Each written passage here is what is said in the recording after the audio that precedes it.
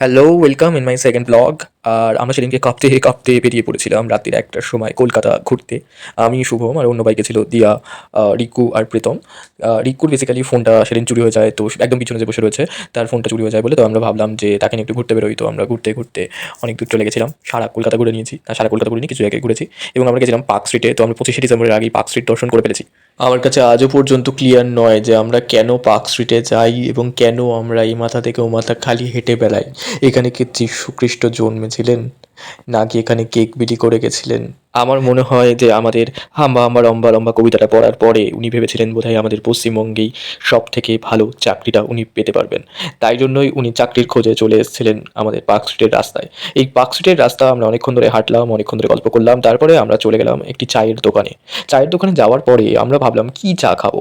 যখন শুভম চা আনতে গেল, আমি তো খুব খুশি, একটা বিশাল বড় গামলার মধ্যে আমাদের চা দিল।